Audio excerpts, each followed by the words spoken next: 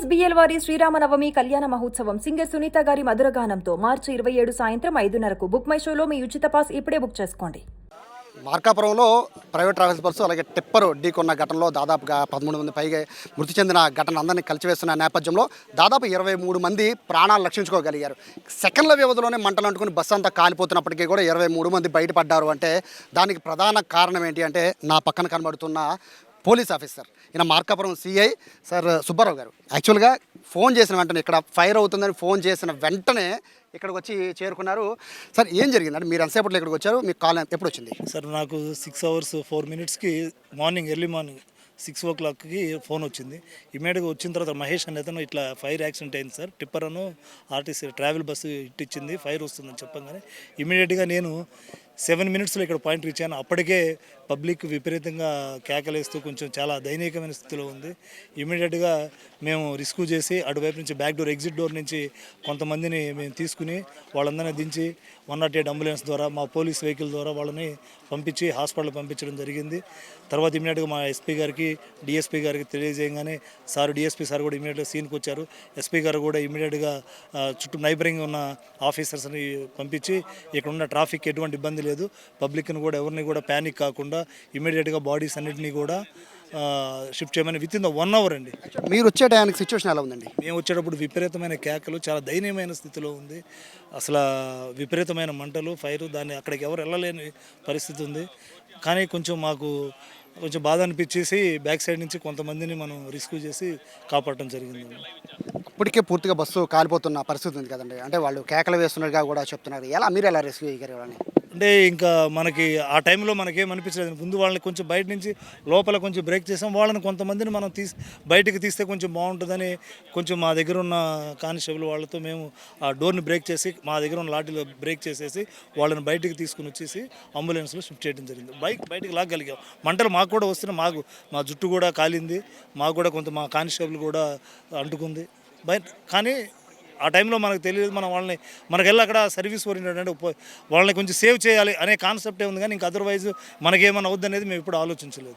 మీరు వచ్చే సమయానికి అంటే బస్సు పూర్తిగా కాలిపోయిందండి, లేకపోతే కొంత ఖాళీ ఉంది? ఎందుకంటే మీరు సేవ్ చేయడం కోసం బస్సులో అంటే లోపలికి వెళ్ళే ప్రయత్నం కూడా చేశారని చెప్తున్నారు కదా. అవునవును, అంటే అప్పటికే బస్సులో అంతా పూర్తిగా మంటలు వ్యాపించి కొంతమంది ఎగ్జిట్ డోర్ నుంచి కొంతమంది దిగుతున్నారు. పైన ఉన్న గ్లాసు పైన బ్రేక్లు ఉన్నాయి, ఆ గ్లాసెస్ కూడా బ్రేక్ అయి ఉన్నాయి. అటువైపు నుంచి దూకడానికి కొంతమంది ప్రయత్నిస్తున్నారు. మనం అటువైపు కొంతమంది ఆ గ్లాస్ని బ్రేక్ చేసి కొంతమంది బయటకు తీసాం. ఎగ్జిట్ డోర్లో నుంచి అందరూ కాకుండా అటు సైడ్ నుంచి కొంతమందిని తీసి అంబులెన్స్లో పంపించడం జరిగింది. చనిపోయిన వాళ్ళంతా ఫ్రంట్ ఉన్న వాళ్ళనండి? అంటే మ్యాక్సిమం అంటే ఫ్రంట్ కొంతమంది ఒక 5 to 6 members ఫ్రంట్ ఉన్నారు. మిగిలిన వాళ్ళు ఏంటంటే ఎగ్జిట్ డోర్ ఇటు ఉంది కాబట్టి ఫ్రంట్ బాగా ఎక్కువగా అంటే బర్న్ ఎక్కువ, ఫైర్ అంతా కూడా ఫ్రంట్ ఉంది కాబట్టి బ్యాక్ సైడ్ ఎగ్జిట్ డోర్ నుంచి వద్దామనేసి కొంతమంది ఆ కంజక్షన్లో, కొంతమంది ఆ నేరో కాబట్టి అయిపోయి అక్కడ కొంచెం మంది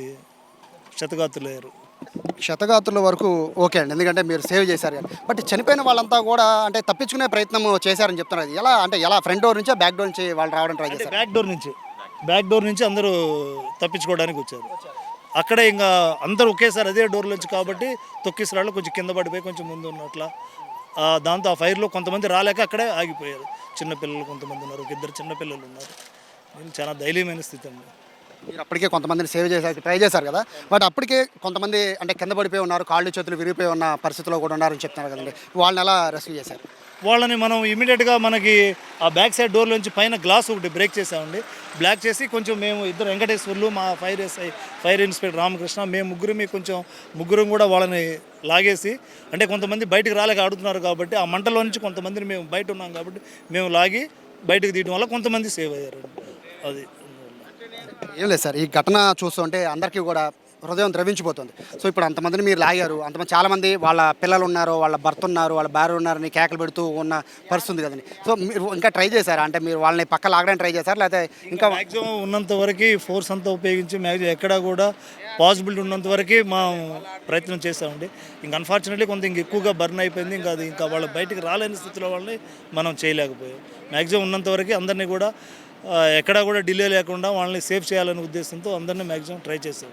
ఇప్పుడు చూస్తుంటే హాస్పిటల్లో చాలా బాధగా ఉంది. వాళ్ళందరూ కూడా తమ ఫ్యామిలీని కోల్పోయాలని బాధపడుతున్నారు. ఒకవేళ మీలాంటి వాళ్ళు రాకపోతే వాళ్ళు సేవ్ చేయడం కోసం బస్సులోకి వెళ్ళే ప్రయత్నం మళ్ళీ చేసే అవకాశం ఉండేది కదండి. ఎస్ అండి, మెయిన్ అది. మేము ఇంకోటి, వీళ్ళు ఈ యాంగ్జైటీతో బస్సులోకి వెళ్తే మళ్ళీ ఇంకెక్కడ మళ్ళీ వీళ్ళు దానిలో ఇరుక్కుపోతే ఎగ్జాక్ట్లీ కోసం చాలామంది కూడా అందుట్లో ఒక అతను ఎవరో ఆ పిల్లాడు నా కొడుకున్నాడు, నా భార్య ఉంది అనేసి అతను దూకుతుంటే అతను కూడా అతనికి అప్పటికి లెగ్ ఫ్రాక్చర్ అయింది. అతను నా పోలీస్ వెహికల్ నుంచి పంపించడం జరిగింది. ఎంతమంది సిబ్బంది మీరు పాల్గొన్నారు? అంటే ఇప్పుడు ఇనిషియల్గా వచ్చేసరికి నేను, మా డ్రైవరు, ఫైర్ ఇన్స్పెక్టర్ గారు, అదేవిధంగా బయట సివిలియన్స్ ఎక్స్ఆర్మీ రామకృష్ణ గారు, కొంతమంది మినిమం ఒక 5 to 6 మెంబర్స్ ఉన్నారండి సార్. హీరో విజయం అనేది ఎక్కడా కనబడదు. ఇటువంటి పరిస్థితుల్లోనే పోలీసులు మనం చాలామంది తిట్టుకుంటాం, కానీ ఇటువంటి పోలీసులు కూడా నిజంగా ఉంటారు. సో ఎక్స్ఆర్మీ మీరే కదండి, రామకృష్ణ గారు, సో వెంకటేశ్వర్ గారు. సో మీకు అంటే నియర్ బై అంటే మీకు ఎలా చేస్తుంది ఘటన జరిగినట్టు? 5:40కి వచ్చేసి ఇక్కడ ఒక పెద్ద మంటగా కనిపించింది పొగ. సో దాన్ని ఏం చేసామంటే మేము చూసుకుని ఏంటనేసి వేరే వాళ్ళు వచ్చి అన్న ఇట్లా 2 బస్సులు యాక్సిడెంట్ జరిగినాయని చెప్పారు. సో ఇమీడియట్గా రావడం జరిగింది. ఇక్కడికి మేము 6కి అంతా రీచ్ అయ్యాము. అప్పటికే బస్సులో విపరీతమైన మంటలు వస్తున్నాయి. సో కొంతమంది బ్యాక్ సైడ్ నుండి బ్రోక్ చేసి వెళ్ళారు. ఈలోపు సిఐ గారు వచ్చారు. సిఐ గారు, ఫైర్ సిబ్బంది రామకృష్ణ సార్ గారు ఒక క్రమబద్ధంగా ఏం చేశారంటే ఫ్రంట్ నుండి మొత్తం మంటలు ఆర్పుకుంటూ వస్తూ ఎగ్జిట్ ఫ్రంట్ చేసుకొని లోపల తీసుకెళ్ళి బాడీస్ అవుట్ చేసి బాడీని రిస్క్ చేసి ఆ తర్వాత బయట పెట్టేసి వితిన్ 1 అవర్లో బాడీస్ని కూడా పంపించడం జరిగింది. బాడీస్ చూస్తుంటే అసలు చూడలేని పరిస్థితిలో ఉన్నాం కదండి. అంటే వాటిని అంటే మీరు రెస్క్యూ చేస్తూ వెళ్ళారు ఉన్న వాళ్ళందరినీ కూడా. బట్ ఈ బాడీస్ ఎందుకంటే ఎవరో ఒకళ్ళు ఉంటారు, వాళ్ళకి సంబంధించిన వాళ్ళు ఎవరో ఒకళ్ళు రిలేటివ్స్. సో వీళ్ళు కూడా వెళ్ళి వాళ్ళ దగ్గరికి వెళ్ళే అవకాశం ఉంటుంది కదా, మీరు ఎలా వాళ్ళని పక్క తీశారు? యాక్చువల్గా అయితే బాడీస్ని ఎవరు గుర్తుపట్టలేని పరిస్థితి ఉన్నాయి, కువ్వైపోయినాయి బాడీస్ కూడా. సో అలాంటి బాడీస్ని సిఐ గారు మేము కలిసి రెస్క్యూ చేసి బయట తీసుకొచ్చాము. కానీ అది మన ఏదైతే ఫారెన్సిక్ గారు ఐడెంటిఫై చేసి కానీ బాడీస్ ఇవ్వని కుదురుతుంది, అంత పరిస్థితిగా ఉంది. యాక్చువల్గా ఇప్పుడు ఈ జరుగుతున్న ఈ ఘటన చూసిన తర్వాత అక్కడ ఫైర్ అనేది క్షణాల్లో అంటుకున్నట్టుగా కూడా కనబడుతుంది.